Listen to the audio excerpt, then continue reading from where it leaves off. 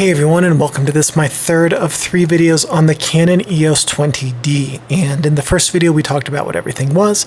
In the second we talked about how to use everything except the menu button. That's the info button. Nope, that's the menu button. I was right, haha. Except the menu button. And in this video we're going to talk about everything behind the menu. First up, to access the menu, you hit menu. Along the top here are some different tabs, wrong way. Along the top rather is a tab indicator, and we simply scroll through the menu items to get 2 different tabs, okay? If the outline of the box that we're looking at is red, we're going to call that the shooting menu. When it turns blue, we're going to call that the playback menu. And when we get to the yellow ones, we're going to call that the settings menu. And then of course, under the settings menu, there are the custom functions right here. The custom functions we'll tackle last. Each of the main groups, playback, shooting, playback, and settings, I'll put a timestamp to in the video's description, and then each of the individual custom functions I'll put a timestamp to as well in the video's description. So if there's a specific function you're looking for, you can get to that tab or to that specific custom function. We're going to start here at the and then once you are at something you want to select, you hit the set button, and now you can use the command wheels to select the thing that you want to select. Hit OK, and that will confirm your selection, okay? Basically, to navigate, the only things we're going to need are this rear wheel and the set button there. We're going to start right here at the top of the top of the shooting menu with quality. This refers to image quality. RAW is down here on the bottom, and then you have RAW plus JPEGs with different JPEG options. And yeah, so everything's going to shoot RAW. So back when this camera came out, Windows could not display a thumbnail off of a RAW file. That's different now. Windows can.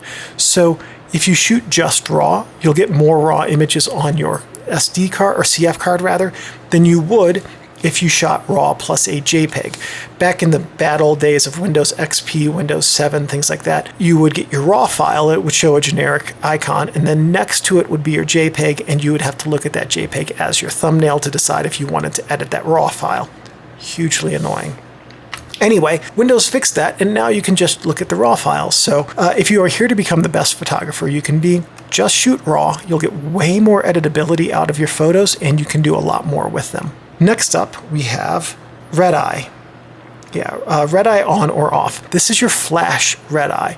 With off, your flash will not pulse before the flash fires. With on, the flash will pulse before the flash fires.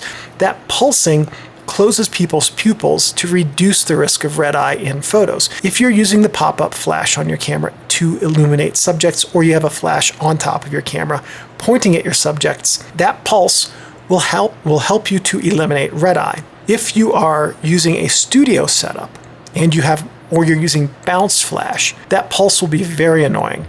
So just turn it to off in those settings, and you'll have happier subjects. Next up, we have beep, on or off. This is a matter of how you want your camera to communicate with you. The beep will give you confirmation about making focus, can't make focus, different things like that. But if you're in a crowded space, other people might not want to hear your camera beeping. Really what it boils down to is personal preference on this setting and how you want your camera to communicate information to you. Next up is shoot without the card, on or off. So basically, if you do not have a CF card in the camera and you push the shutter button, will it pretend to take a photo as it would right now in on, or will it do nothing as it would in off? If you just want to pick up the camera, turn it on, and hit the shutter button to check and see whether or not you have a CF card before you head out the door for the day, then leave this to off. I leave this to on for the videos because it's just a little bit easier to do that. Next up is auto exposure bracketing. That's what AEB stands for. We're going to click OK. And as we rotate the rear command wheel, you can see that it turns on this auto exposure bracketing. With this active, the camera will bracket photos. What this is telling us is it will take 3 photos, okay? One that's a stop under, one that's a proper exposure, and one that's a stop over. We can do that in up to 2 stops in each direction. So if you're not sure if your exposure settings are good, or if you want to do an HDR photo, this is the way to do that. There's another really powerful use for this. Let's say we're going to do one stop under, over, and one stop under, normal, and over. You're taking photos at a beach, and they're all super, super bright, and they're like too bright. People are washed out, and like, how do I fix this? come in here, you select this. Now we have auto exposure bracketing. We're going to get out of bracketing mode. We're going to come in here to aperture priority. And you can see here in the shutter button, in the LCD, your bracketing is active, okay? As we adjust the aperture, it's still going to give us a proper exposure, right? And it's going to stay with one under, proper, and over like that, okay? But if I do exposure compensation with the back, now that super bright image, I know for a fact if my subjects are super bright, I don't need to have that overexposed image. So I can shift everything one stop under, and now I'm going to get a shot that's 2 stops under, 1 stop under, and proper exposure. So I still know I'm going to get one blown out, but I'll have these other 2 as reference to figure out how much under I should give this beach scene so that people aren't walking around looking like ghosts. So that's a really powerful use of auto exposure bracketing, is you're not limited to under, proper, over. You can shift your auto bracketing setting in program, aperture priority, or shutter priority so that you can intentionally get all of your photos underexposed or all of them overexposed. Okay, so I'm going to turn off auto exposure bracketing. And now our next one is called, well, this is white balance bracketing. Okay, so white balance setting and bracketing. If we hit OK, it brings up this menu. And now we can use the rear command wheel to bracket our white balance setting. As we talked about in the second video, if we activate white balance compensation in one of the settings we talked about, this is what we're talking about there. And there's also a way, there we go. Using the command, the control pad up here, I can move the dots. So what we're looking at right now, what this is telling us is this grid. Up here we have blue-green light, down here we have red-orange light, green-amber light, blue-red light down here, okay? So this is the color of light that we're moving toward from perfect neutral, okay? So if I was in a room where all the lights were magenta, never seen one of those, but let's say, I could jack up the green right here. If I didn't know how much I needed to jack up the green, I could bracket. Or if I know that I need green, but is it blue-green or is it amber-green? I don't know. Now you can bracket that way. Or I can bracket this way if I know that I need some amount of green, but I'm not quite sure how much. So with this, what you can do is you can manually select a white balance, and you can bracket, and you can also move the white balance setting to a specific place on this table to get a specific type or color of light to manually calibrate the white balance for the images you want. And it doesn't necessarily mean you have to use this to get whites in your photos. You could use this to color tone your images so that you could have different looks in your images. Want something extremely cool tone? You could do that. Do you want to make something that looks kind of like it was shot sepia? You can do that. This is also a way to take creative control over the look of your images through white balance. Next here we have custom white balance, and there's no CF card, so I can't really demonstrate it, but this is what I talked about in the second video during the white balance section with you take a photo, we'll talk about this in video 3, of the white backdrop in your portrait or tabletop studio setting, and bingo, the camera will look at that and say, here are the settings I need to apply to this lighting to obtain a white subject. And then you can save that to use in your custom white balance, and that will give you accurate color toning across your entire photo shoot.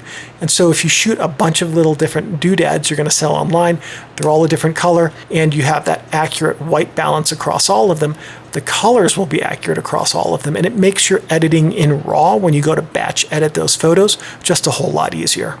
The next up is color temperature. And this is where you can manually set the Kelvin color temperature that we talked about in the white balance section in the second video.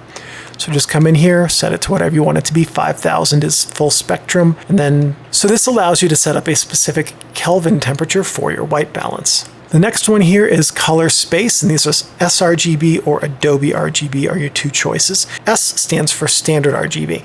As a general rule of thumb, sRGB is foolproof, it's accepted by everything, it's reliable, it's going to give you the best results. AdobeRGB is for people who are super into the Adobe ecosystem because it does some additional things with the Adobe ecosystem. I don't know, more accurate colors or something, who knows. I've never used, I'm an Adobe user, and I still use standard RGB. The next one up is our parameters. Parameter 2, okay. So with parameters, we can select OK, and we can select between different parameters, okay? We'll come in here to set 1, because now we can see how to adjust them. There we go. And so this allows us to manually set things like contrast, sharpness, saturation, and color temp, and color tone rather. And we can use this to adjust the look of our photos if we want. If we want things that we're not happy with the contrast, we want to increase it or decrease it, we can do that. Usually this only applies to JPEGs. I can't tell you for certain if this applies to RAW files with this camera or not. My general advice with all of these settings like this is leave them on neutral. As of this video's recording, this camera is 20 years old. The software in this camera is 20 years old. If you just go and download GIMP, which is free, or buy an affordably priced and very good photo editor like Affinity, the software you're getting is new. And it's way, way, way more powerful than anything this camera can do. So the adjustments you can make in this camera are not going to be as good and as refined as what you can do in any free or affordable photo editor today. Best bet for this, if you're here to become the best photographer you can be, shoot RAW, leave all these to neutral, do your editing on your computer in post. Now we get into the playback menu. This first option is protect. If I had a CF card with photos on it, I could protect individual photos or dates or folders of photos so that they don't accidentally get erased. Next up we have rotate. Rotate would allow me to manually rotate a specific photo on the CF card. So you can shoot this camera in either landscape, orientation, or portrait. Landscape is where the bottom of the sensor is on the bottom of the image, and portrait is where the side of the sensor is the bottom of the image. Rotate allows you to specifically pick a portrait orientation image, for instance, and rotate it so that the bottom of the image is along the bottom of the screen here, and you'll get letterboxing on the sides. Otherwise, if you didn't rotate it, your portrait orientation photo would still take up the whole screen, and you'd have to turn the camera sideways to see it oriented properly. Our next one is called print order, and print order applies if you connect your camera directly to a printer. I've never done that, so I'm not going to be able to give you the nuances on how it's done, but basically the best advice I've got for you if you are here to use this camera to learn more about photography, edit your photos in RAW, determine which ones you really like, get them nice and cleaned up, and then print them from those files. Printing straight from the computer, or from the camera rather, I'm sure there's a really good reason for it because so many cameras up until a handful of years ago included it.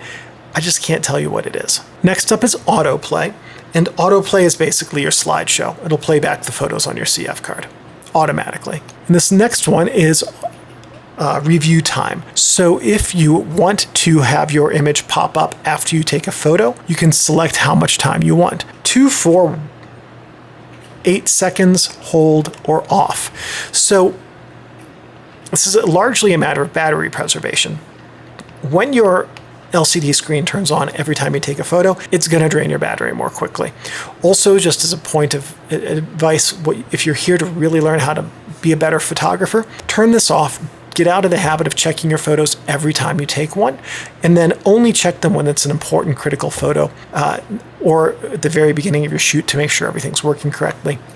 And you can take a look at them that way. Looking at your photos every time you take one actually doesn't teach you to be a better photographer. It teaches you to rely on looking at your playback to determine whether or not you made the decision, you entered your settings correctly, rather than trusting yourself. Making a mistake and having photos that don't turn out because you made a mistake and you didn't catch it at the time, that's a really good teacher. But even if it's just for battery preservation reasons, setting it to off is a good idea. Next up is we're in the settings menu. So the first one is auto power off. And this is how long do you want the camera to stay on once you turn it on, and you don't do anything with it. So off will just run the camera until the battery dies. And you can deep discharge your battery and ruin it. So I don't recommend leaving it to off. In fact, this shouldn't have been set to off. I usually do 30 minutes when I'm making these videos because it is annoying to be up here at 1 minute and have the camera turning off every minute when I make these videos. But for my own use, I usually set it to 5 minutes, give or take. And that way, if I don't do anything with the camera for 5 minutes, it'll turn off by itself. So this is a matter of battery preservation and how long you want your camera to stay on after you turn it on when you're using it. Next up is auto rotate. on or off. This has to do, I believe, with your images on the computer. And so do you want them, when you look at them on your computer, do you want the portrait orientation photos to be upright or sideways? Matter of personal preference for the that was weird. Matter of personal preference on that and how you want your camera to behave. Next up is your LCD brightness. Okay. LCD brightness is a range from very bright to very dark. This has to do with whether you're shooting in a cave or at a play versus in full sun at like your kid's soccer game or something, right? Also, if you're making a YouTube video, very bright, much easier to see. Also, there's a matter of battery preservation with this. A very bright LCD is going to drain your battery much more quickly. So the best advice I've got for you on this is set the screen to a brightness that you can read that is not brighter than it needs to be for the setting you're in. Next up, we have date and time, and this is where you can come in and manually adjust the date and time if you need to, so that you can change that. If you travel to another part of the world, you can change the date and time here so that your EXIF data accurately reflects the date and time where you were at when you took your photos. Up here we have file numbering, and file numbering gives you a couple of options: continuous or auto reset. Continuous will start the file numbering at 0001 and continue through 9999. Auto reset will reset under some set of parameters I don't have the list of here. Most likely when you put in a new CF card or a new folder or something like that. So this camera can hold what did I say in the first video? 830 raw files on an 8 gig CF card. So you would need to bring a whole lot of CF cards before you start going over the files again, right? So this is a matter of personal preference and how you want your numbering to be.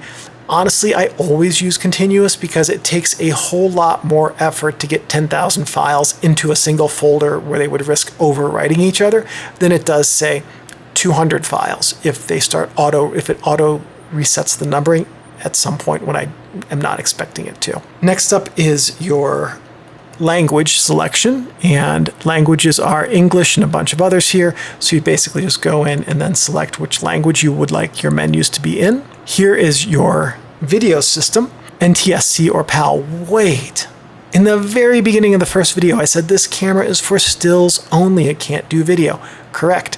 This is for your analog TV output. So if you have somehow found an analog TV and you're connecting this to your analog TV for a slideshow playback, all you have to do is know if that's an NTSC or PAL TV and select which one it is in here. If you're in North America, it's NTSC. If you're in a PAL region, it's PAL. Next up, we have the USB connection, and your choices are normal and peer-to-peer. So as we talked about in the first video, your USB connection on this isn't going to be fast.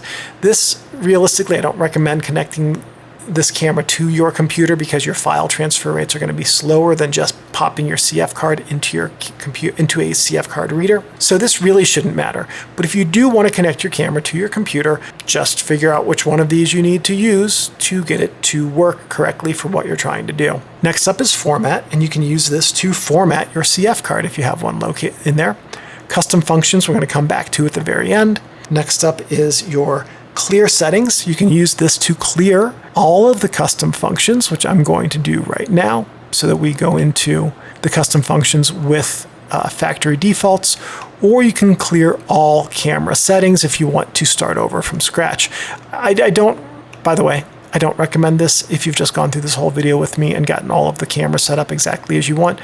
You should only do that at the very beginning when you get the camera for the first time. Next up, we have sensor cleaning. This will open up the mirror and the shutter so you can get in there with a bulb blower or a brush and clean dust off the sensor.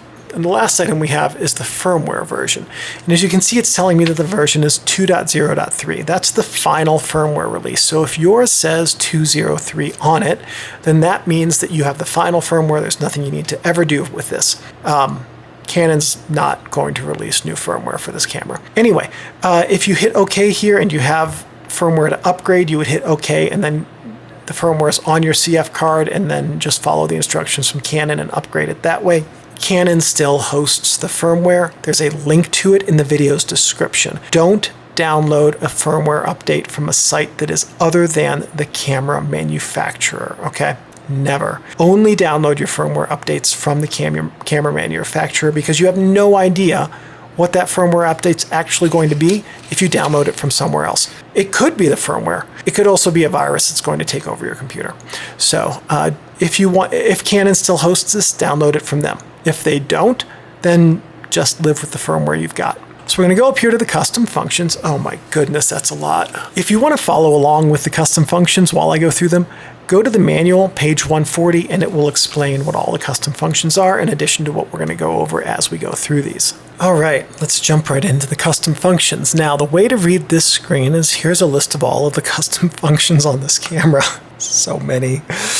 Okay, underneath them it says 0. 0 is the default setting for all of these. We know that because we reset this to factory settings just a moment ago. As we change settings, those numbers will be reflected under here. So at the main custom function screen, you can see what those different settings are and which ones have been changed. To navigate the custom functions, we're just going to use the command wheel here, and we can go all the way to as high as 18. Custom function 18. Okay, so we're going to start here. We're going to go through them in numerical order with custom function number 1, which is set button. We're going to hold this, hit the set button, and now we can scroll through the different options. No function, change the image quality, change the parameters of your image setup. Basically, if you remember from previously in this video, I showed you the different parameters that we could adjust of contrast, sharpness, and all that. This is how you could use the set button to scroll through those different parameters that you have set up. Menu display, the set button does the exact same thing as the menu button. Image replay, you can manually, you can use this if you have image replay off to pull up your last button and last photo rather and take a look at it, and back to default, no option. This is strictly a matter of personal preference and what you want the set button to do when you're just using the camera and not in a specific menu setting. So whatever you want, this is how you do it. We're going to hit OK, and now we're going to go on to custom function number 2, which is navigating via the rear wheel. No, which is long exposure noise reduction. Okay, so we're going to hit OK, and now we can go into off or on are your two choices. Basically, I don't know what the cutoff for long exposure is with this camera, but what this will do is apply algorithms and possibly also, and this was fairly common of cameras of this vintage, take a second photo and then compare the noise in the first photo and the second photo, apply algorithms and reduce noise that way. Honestly, this software, you're going to hear me say this a lot in this section, by the way. The software here is 20 years old. The algorithms are ancient. So if you get a free noise reducing software or do noise reduction in whatever photo editor you have, it will do better than this camera can do, and that's probably going to make your photos better. So my best recommendation for this is just leave it off and deal with it in post. Option number 3 is your flash sync speed in aperture priority mode. This only applies to aperture priority mode. So if you don't ever shoot aperture priority mode, this function does 0 for you. Your options are auto, fine, auto, 1/250th of a second, or auto. That's actually only the two. Okay, so 1/250th of a second, we'll go there. It's easier to explain. With this in aperture priority mode, regardless of what shutter speed you would need for a proper exposure, if you are using a flash, your shutter speed will be fixed to 1/250th of a second, period, and end of story. Whatever is illuminated by your flash will probably be properly exposed, but any dark background won't be. Okay. If you go to auto, then the camera will properly illuminate a dark background for you with a longer shutter speed, as well as triggering the flash to illuminate the foreground. However, you might not know, unless you're paying really keen attention in your viewfinder eyepiece, how long that shutter speed is going to be. So this is a matter of personal preference, how you use your flash and what you want your camera to do in aperture priority mode only when using your flash. The next custom function number 4 is your shutter button AE lock button. This is my least favorite one. Okay, let's go through these options. So your first option is what's called AE lock. Second, that's option 0. Option 1 is your AE lock with AF. Your third option is autofocus with autofocus lock, no AE lock. This the next one, the fourth function is auto exposure with autofocus, no AE lock.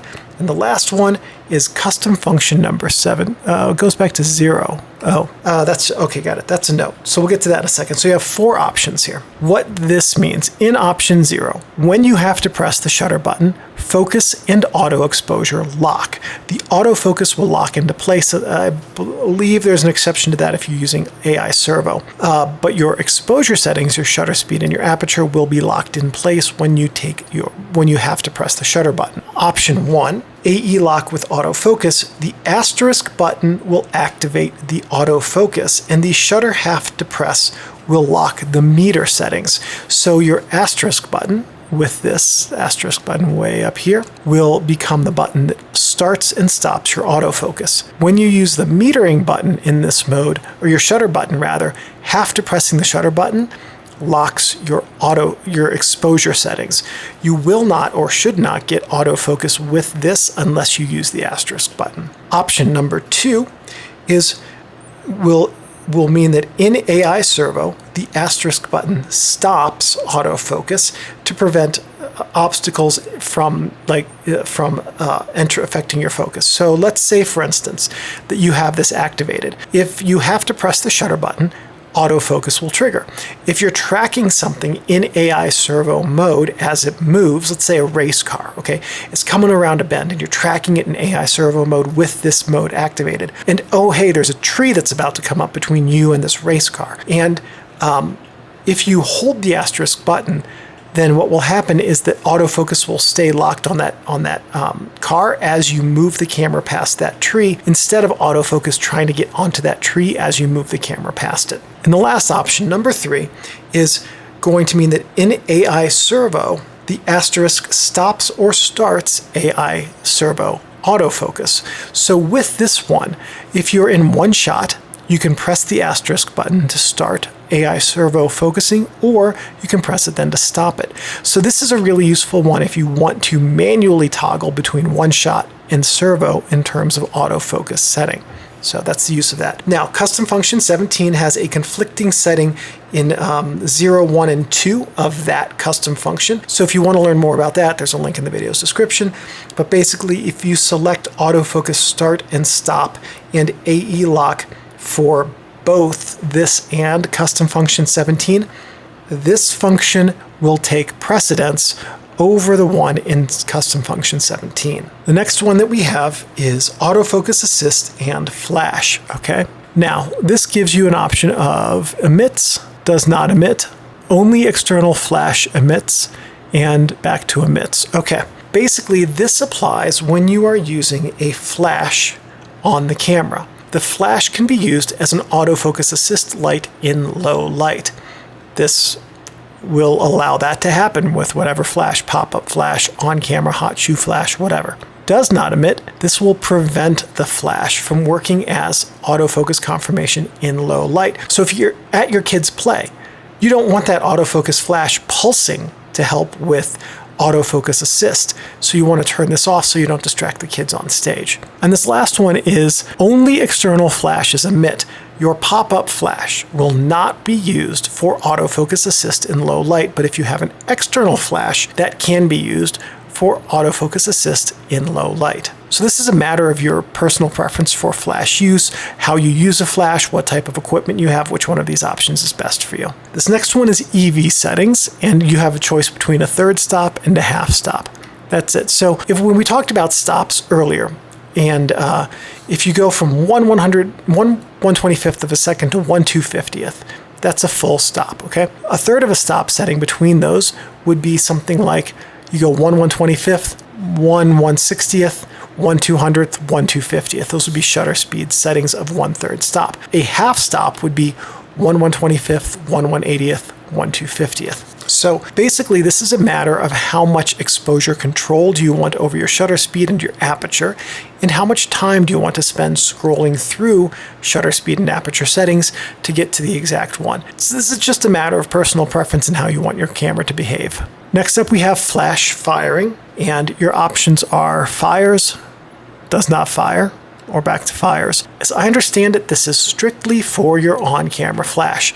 Do you want your on-camera flash to be able to fire? Yes or no? Now, where this is useful is on the mode dial that we saw in video 2, there's a no flash setting where you can go in, and that's basically full auto mode but no flash. In some of the other scene modes, like portrait mode, flash might fire. If you want to be able to use those other scene modes or program mode, which I think can also fire the flash automatically, then you might, and you don't want the flash to fire, then you want to set this to does not fire. Okay, this will turn off the flash. So that's what that's for. It's basically to ensure that the flash doesn't fire in some of the modes where it might on its own. This next one up is called ISO expansion, on or off.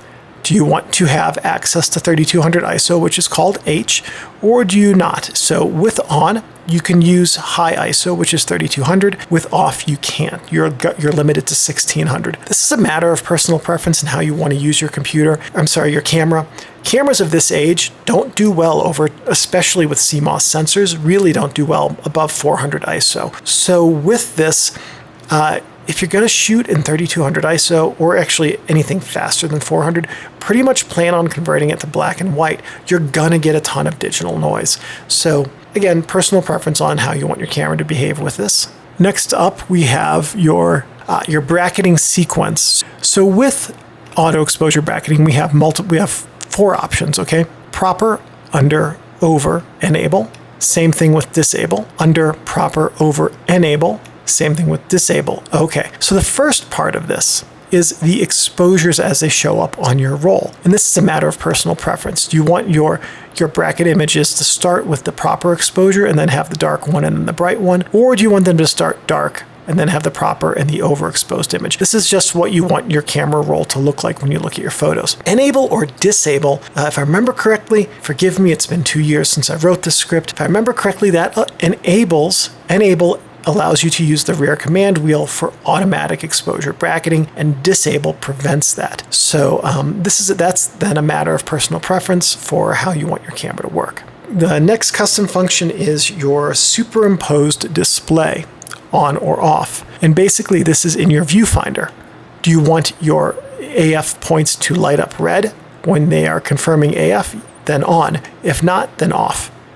That's simple. Matter of personal preference on that one. This next one is called menu display location. Okay, so there are a couple different options in here, and 3 different options. Previous, top is if power is off, previous, and top.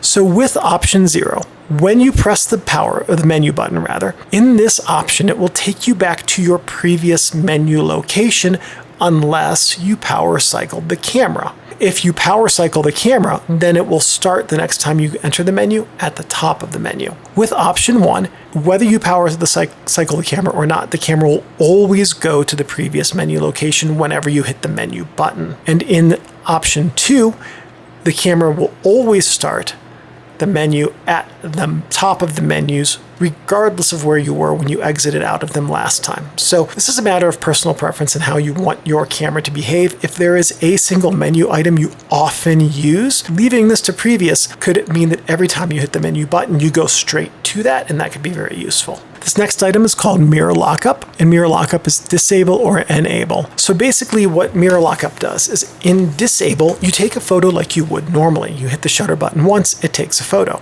Enable, you hit the shutter button once, and the mirror that's behind the lens flips up and stays in place.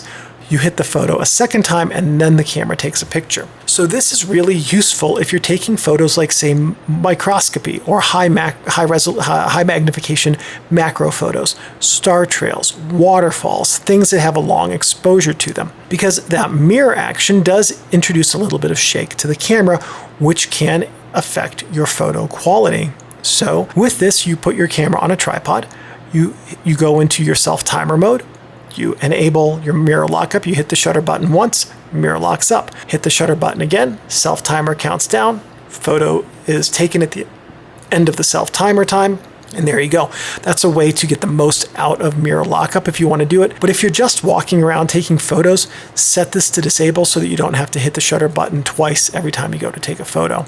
Next up is your autofocus point selection option. And your options are normal, multi-controller, or multi-controller direct, quick control dial, and then back to normal. Okay, so what do these all mean?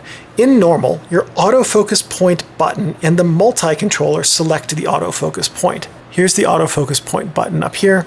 Here's the multi-controller here. And so if in normal, you hold down the autofocus button and you move the multi-controller to select a different autofocus point when you need to do that. Your next option, multi-controller, whenever you use the multi-controller, it changes your autofocus point. And with that, that controller selects the autofocus point. The autofocus button in this mode, when you press the autofocus button up here, instead of facilitating autofocus point selection, pressing it sets the camera to automatic autofocus point selection. So with this mode, you can specify a specific autofocus point with the controller, and with this button, then you can switch it instantly back to automatic autofocus point selection if you need to do that on the fly. Your third mode is called Quick Control Dial, and in this, the dial sets the autofocus point with the autofocus when you press the autofocus button. So press the autofocus button, rotate the dial, and now you can rotate between your autofocus points on your LCD screen. Well, the LCD screen displays them. Holding the autofocus button in this mode and turning the command wheel sets exposure value compensation. So this is a matter of personal preference and how you want your camera to behave when you're selecting autofocus points with different modes and how you just use your camera. Next up, we have the RTTL. E-TTL? That's a typo in my script. Next up, we have E-TTL. And your options are evaluative and average. So with this, basically, this has to do with the way you use a flash on the camera, both the pop-up as well as a Canon flash mounted to the camera. When you are metering with the flash, you either have evaluative metering or averaging metering. Now, the difference between that is evaluative metering will look at the entire scene. And I'm pretty sure, now I'm not an expert on Canon flashes, but if I remember correctly, it will pulse the flash to test the metering, and it will allow, if you're taking a photo of, say, a person holding a bright glass, like a glass thing, that glass thing might cast a glare into the image. And the evaluative metering will recognize that, and it will compensate for that when it does the flash exposure calculation. With average, the camera will just look at the entire scene and that exact same scene, and it will calculate an average meter reading from all of the different points in the scene without regard to recognizing if something is super bright or reflective or glary. And so with averaging metering mode, you're more likely to get glare and reflections off shiny objects with a flash than you are in evaluative TTL. That's the primary difference. There are some other nuances as well in terms of things like, depth of field, and I think has an effect in how this works and so forth. Evaluative TTL is a really solid way to go if you're learning how to use flash, and will probably serve you quite well for possibly ever. The next one up is called Flash Sync Curtain. Okay, so here we have first curtain, second curtain. These are the two options. Now, the way that a flash works when you take a photo is that when you take a photo, the shutter curtain opens, and we're going to pretend it goes sideways because I guess I could do it this way. It opens like top down or bottom up. I forget which. I think top down on this camera. So when you take a photo, that first curtain fires, and then after the shutter time is over, the second curtain follows it, and then they reset to their original position. With the flash sync speed of 1/250th of a second, the first curtain opens, the flash fires when it reaches the bottom of the frame, and then the entire sensor is open to light for about 1/250th of a second, and then the second curtain comes in behind it, and then they reset, okay? So first and second curtain, they don't matter at 1/250th. They don't matter probably at 1/100th, but they might start to matter at 1 second, because at 1 second, let's say, first curtain opens, flash fires when it reaches the bottom of the sensor.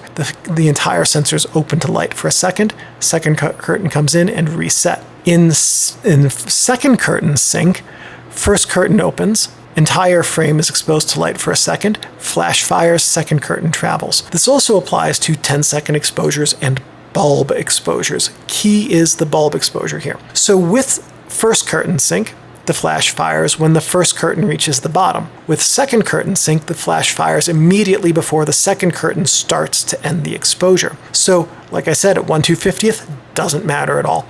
At 10 seconds in bulb mode, it really matters. And what you can do with second curtain sync is, let's say you have your buddy on a skateboard here and he's got like a bunch of lights on. You start the exposure, he skates into frame, you end the exposure, the flash illuminates right here, and you have your buddy on a skateboard with all these lights coming off of him. The exact opposite, first curtain sync, like this, would mean you have your buddy skate into frame, you take the photo, he's illuminated, and all of these lights are coming forward from him as the rest of the photo is taken. So that's an illustration of how these two different modes work and what they're used for. Next up, we have something called safety shift. Safety shift applies to manual mode, and it is disable or enable are your options. In disable, manual mode works like I described it in the second video. You dial in the shutter speed and aperture, and if you did well, you get a proper exposure. Congratulations and well done, nice. With safety shift, if you dial in the wrong shutter speed or wrong aperture or both, the camera will adjust them for you so that you still have a proper exposure. Safety shift will ensure that your manual mode exposures turn out properly exposed if needed. Kind of defeats the purpose of manual shooting, because with this, you will never know if your manual exposure photos turned out well or not. So if you want to learn to be a better photographer, you definitely want to disable safety shift. If you want to use manual mode for fun, but you're not necessarily concerned about really understanding the nuances of exposure, you can leave it to enable, and then your manual mode exposures will turn out well. Next up, we have your lens autofocus stop button function. This is custom function 17, and we talked earlier in custom function number 4 about the conflicting item. We're now at that point in the video. Here's the conflicting item. So your options here apply to how a button on the lens works. If your lens doesn't have a button on it for your autofocus control, this does not apply to you. This is not the autofocus manual focus switch. This is an additional button on the lens specifically for AF control. All right. With custom function 17, your options are autofocus stop, autofocus start, auto exposure lock while metering, autofocus point centering, and then one shot to AI servo switching, as well as image stabilization start. Okay, so let's talk about what each of these are. Option 0 is autofocus stop. If you have the button on the side of your lens and you're using either the asterisk or the shutter button half depressed for autofocus, pressing that button will stop the autofocus. So you can force the camera to lock to a specific point while you hold that button. The next up is called autofocus start. And in this mode, autofocus only works when the autofocus stop button, that's the button on the lens, is pressed. Not holding that button disables autofocus. So basically, the lens on the button is called the autofocus stop button because in the default mode, that button stops autofocus. This makes it do exactly the opposite, okay?